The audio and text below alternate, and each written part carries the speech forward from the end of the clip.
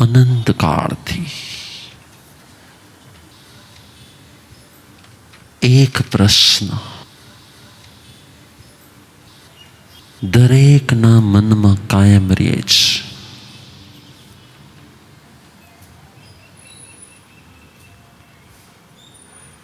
શું રીઝન છે?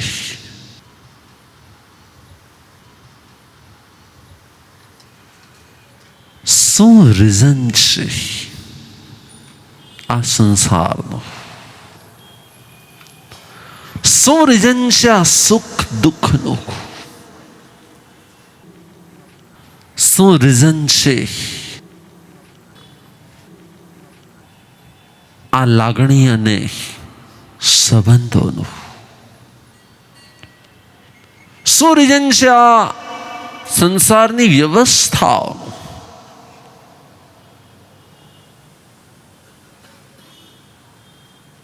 અને આ દિન સુધીમાં એ રીઝન સુધી જે પહોંચી ગયા છે ને,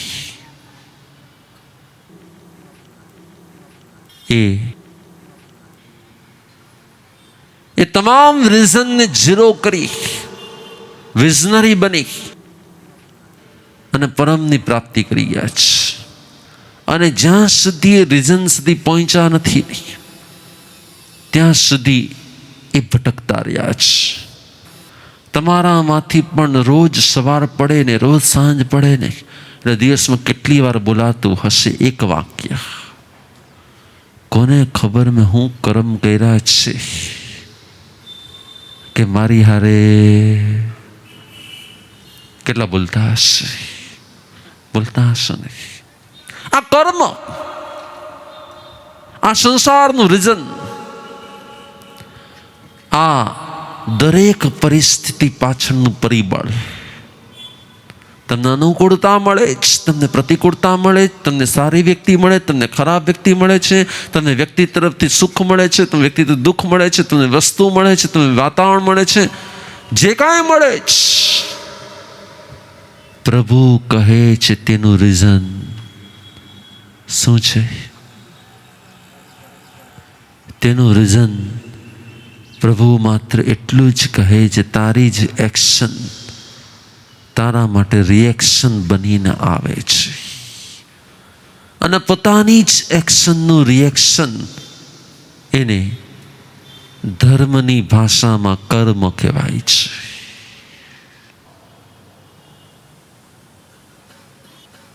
શું હોય છે આ કર્મો? આ કર્મો શું હોય છે? આ કર્મો કેવા હોય છે?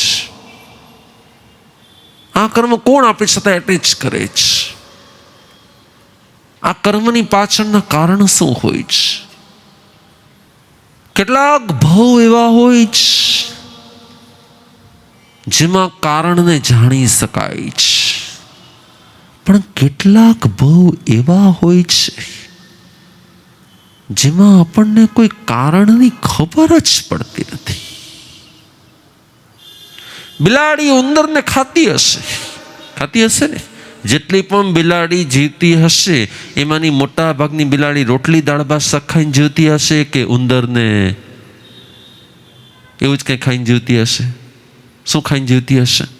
અને જેટલા ઉંદરને બિલાડી પોતાના મોઢામાં લેતી હશે એ ઉંદરને ત્યારે ખબર પડે કે ન પડે કે મારા આવા કર્મોને કારણે મારી સાથે આમ થયું છે, એવી કોઈ એને ત્યારે સમજ હોય કે ના હોય?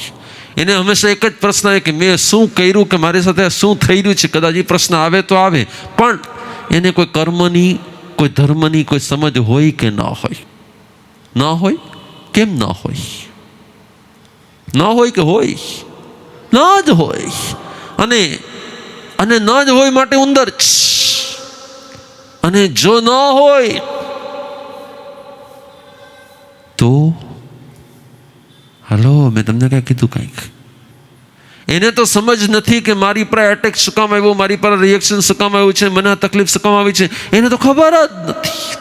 સમજી શકાય વાત છે કે એને ખબર જ નથી અને એને દુઃખ આવી જાય છે. પરંતુ આપણને ખબર પડી શકે એમ છે, છતાંય જો આપણે ખબર ન પાડીએ તો આપણામાંને કઈ ફરક ખરો? કઈ ફરક ના રહે. બહુ બહુ એક સમજવાની વાત છે. એટલે જ પ્રભુ મહાવીરે કોઈ આપણને બેસ્ટમાં બેસ્ટ ગિફ્ટ આપી હોય નહીં તો ડિટેલમાં ડિટેલ કર્મની સમજ આપી દીધી છે. કર્મને આખું જગત માને છે, પરંતુ કર્મની ડિટેલ મહાવીરના સાયન્સમાં એટલી બધી ડીપ છે કે નાનામાં નાની એક્શનનું કેવું મોટામાં મોટું રિએક્શન આવી શકે છે એની આખી ડિટેલ આ કર્મ ગ્રંથમાં છે. કેમ કે આખો એ ધર્મ છે એની સુપર સાયન્ટિસ્ટ મહાવીરનો બતાવેલો છે. મહાવીર કોઈ માત્ર તીર્થંકર ન હતા. મહાવીર સ્વયં સાયન્ટિસ્ટ હતા. મહાવીર વિજ્ઞાની હતા. સેના વિજ્ઞાની હતા. તો કે મહાવીર સ્વ અને પર બંનેના વિજ્ઞાની હતા. અને મહાવીરને બહારની લેબોરેટરીની જરૂર નથી પડી. મહાવીરની અંદરમાં એક લેબોરેટરી ચાલતી હતી. મહાવીરને બહારમાં કોઈ પ્રયોગની જરૂર નથી પડતી, કેમ કે મહાવીરના અંદરમાં પ્રયોગો ચાલતા હતા. અને એ પ્રયોગો હતા પ્રજ્ઞાના પ્રયોગો. અને એ પ્રજ્ઞાના પ્રયોગમાંથી એમણે જે કંઈ નિષ્કર્ષ કાઢ્યું એવા કેટલાય સત્યો આજ સાયન્સ પણ વર્ષો પછી શોધી શકી છે. 400, 800 કરોડના ખર્ચ પછી શોધી શકી છે. એવું બધું જ પરમ સત્ય મહાવીરની અંદરની પ્રયોગશાળામાંથી બહાર આવ્યું. અને એ પ્રયોગશાળા હતી પ્રજ્ઞાની પ્રયોગશાળા. બહુ ઝીણામાં ઝીણી એક્શન, નાનામાં નાની એક્શન. કોઈએ કીધું દરવાજો બંધ કરતા કરતા ગરોળી અંદરમાં ચગદાઈ કેમ ગઈ? ઘણી વાર જોઈ ને કે દરવાજો બંધ થયો ત્યાં જ ગરોળી આવી ગઈ હોય. કેમ? શા માટે? એની સાથે એમ કેમ થયું? ભગવાને કહ્યું કે તારી જ એક્શનનું તારી સાથે શું થવાનું છે? રિએક્શન આવવાનું છે. અમને એક વિડીયો બતાવવામાં આવી કે એક નાનકડી છોકરી પરદેશની અંદર ક્યાંક કોઈ કોલેજમાં કે ક્યાંક હશે અને કોઈની સાથે કંઈક એને પ્રોબ્લેમ થયો અને બધાએ એના ઉપર કેરોસીન નાખી અને ચારેય કોર હજારો લોકો ઊભેલા હતા. બધા જોઈ રહ્યા હતા અને ઓલા ઉપર કેરોસીન નાખી અને એને બાળવામાં આવી. ઓલી જીવતી બળી રહી હતી, એકદમ બળી રહી હતી, ચિલ્લાવી રહી હતી. શું કામ એવું થયું એની સાથે? તો કે એણે પણ રીંગણા નહીં, એણે પણ મકાઈ નહીં, બરોબર આગની પર શું કરી હશે? એકવાર એણે કોઈકને શેક્યા હશે, એણે કોઈકને બાળ્યું હશે, એણે કંઈક એવું કર્યું હશે જેનું શું થઈ રહ્યું છે? જેવું તમે કરો છો બીજા સાથે તેવું જ થાય છે. આપણી ઉપર આવતું એક પણ રિએક્શન એવું નથી જે આપણી એક્શન વગરનું હોય. આપણી પર આવતું એક પણ રિએક્શન એવું નથી જે આપણી એક્શન વગરનું હોય. પણ એક્શન વખતે આપણે અંદરમાંથી એલર્ટ હોતા નથી. એક્શન વખતે આપણે રિએક્શનનો વિચાર કરતા નથી. અને જ્યારે રિએક્શન આવે જ ત્યારે આપણે પ્રશ્નો પૂછે રાખીએ છીએ, મારી સાથે આમ કેમ થયું? મેં એવા શું કર્મ કર્યા? મારી સાથે જ આવું થયું, એની સાથે ન થયું ને મારી સાથે જ આમ થયું. પણ તારી સાથે તે જ થાય છે. કેમ? તારી સાથે તે જ થાય છે જે તે બીજા સાથે ભૂતકાળમાં કરેલું છે. તારી એક્શન ન હોય અને તારી પર રિએક્શન આવે, એવું કોઈ રિએક્શન આપી શકે એવો કોઈ ઈશ્વર, એવો કોઈ અલ્લાહ, એવો કોઈ ભગવાન, એવો કોઈ બ્રહ્મા, એવો કોઈ વિષ્ણુ, એવો કોઈ મહેશ, એવો કોઈ દુનિયામાં છે જ નહીં જે તારી એક્શન વગર તારી પર રિએક્શન આપી શકે. જે કંઈ પણ થઈ રહ્યું છે એ કોના દ્વારા થઈ રહ્યું છે? કોના દ્વારા થઈ રહ્યું છે? એ તારા દ્વારા થઈ રહ્યું છે. પરંતુ અહીંયા જ ખોટ છે. આપણી ઉપર જ્યારે દુઃખ આવે છે ત્યારે આપણે પોતાને ગુનેગાર માનીએ છીએ કે બીજાને ગુનેગાર માનીએ છીએ? સૌથી મોટો ગુનો એક જ છે, ગુનેગાર પોતે છે, અને છતાંય બીજાને શું માનીએ છીએ? ગુનેગાર માનીએ છીએ. અને પોતાના ગુનાની સજા બીજાને ગુનેગાર માનીને આપવી, એને ભગવાને અજ્ઞાન કીધેલું છે. આખો એ કર્મ સિદ્ધાંત પોતાના ગુનાને સમજવા માટેનો છે. આખો કર્મ સિદ્ધાંત એ પોતાના ગુનાને સમજવા માટે છે. કેમ કે આજ દિન સુધીમાં આપણે આપણી ઉપર આવતા દરેક દુઃખનું કારણ કોને માન્યું છે? બોલો. બીજાને જ માન્યું છે. અને બીજાને દુઃખનું કારણ માનવું એ આપણી પોતાની શું છે? એ જ આપણી પોતાની અજ્ઞાનતા છે. અને તમે ચેક કરો, સવારથી સાંજ સુધીમાં કાંઈ પણ બને છે, કાંઈ પણ થાય છે, કાંઈ પણ આપણી સાથે ઘટના ઘટે છે, આપણે સૌથી પહેલાં એનું રિએક્શન કોના પર આપી દઈએ છીએ? કોના પર આપી દઈએ છીએ? તે આમ કર્યું, તારા કારણ આમ થયું, તેના કારણ આમ થયું, તે આમ છે, અને તે ન હોત તો આમ ન થાત, તે ન હોત તો આમ ન થાત. આપણે સૌથી પહેલું રિએક્શન કોના પર આપી દેશું? પણ હકીકતમાં જો તારા કર્મ ન હોત તો તાકાત છે કોઈની કે તારી સાથે આવું કરી શકે? તો કે નહીં. તારા કર્મ ન હોય તો તારી સાથે કંઈ ખરાબ થઈ શકે એમ છે જ નહીં. પરંતુ આ વસ્તુને અમે ને તમે બધા ભૂલી જઈએ છીએ. અને જેવા ભૂલી જઈએ છીએ એટલે હંમેશા માટે ગુનેગાર કોને માનીએ છીએ? બીજાને. ખરો ગુનેગાર કોણ છે?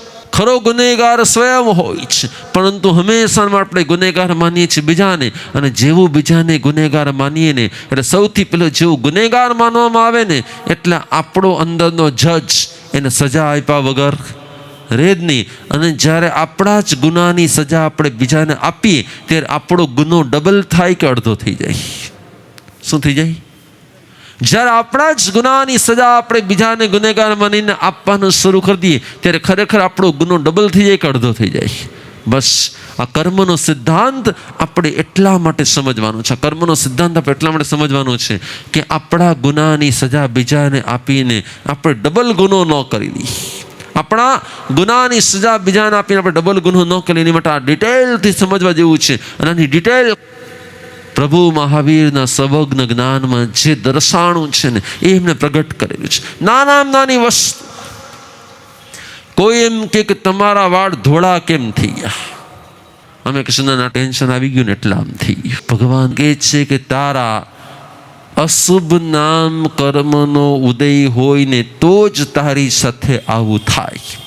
પણ આપણે હંમેશા શું કરશું? ગુનેગાર કોને માનશું? બોલો. બીજાને માનશું કે પોતાને માનશું? એટલે પોતાના ગુનાની સજા બીજાને આપવાની ભૂલ ન કરીએ ને એના માટે આપણે સમજવા જેવું છે શું? કર્મગ્રંથ. આપણે સમજવા જેવો છે કર્મગ્રંથ. અને એકવાર કર્મગ્રંથ સમજાવવા લાગે ને એટલે આપણી અંદરની અશાંતિ મહદ અંશે શું થઈ જાય? શાંત થઈ જશે. કેમ કે જ્યારે આપણે બીજાને ગુનેગાર માનીએ છીએ ત્યારે જ્યાં સુધી એને સજા આપીએ નહીં કે સજા મળે નહીં ત્યાં સુધી આપણને ચેન પડતું નથી. પણ જે દિવસે આપણે પોતાને જ ગુનેગાર માની લઈએ છીએ ને એ દિવસે આપણે પોતાની જાતને ક્યારે સજા આપતા નથી. અને સજા આપવાની વૃત્તિમાંથી જ આપણે શું થઈ જઈએ છીએ? બહાર નીકળી જઈએ છીએ. તમારું કોકે ઇન્સલ્ટ કર્યું હોય સંઘમાં, સમાજમાં, બીજામાં, ત્રીજામાં, એટલે તમને જ્યાં સુધી એનું નિરાકરણ ન થાય ત્યાં સુધી ચેન પડે જ નહીં. રાઈટ?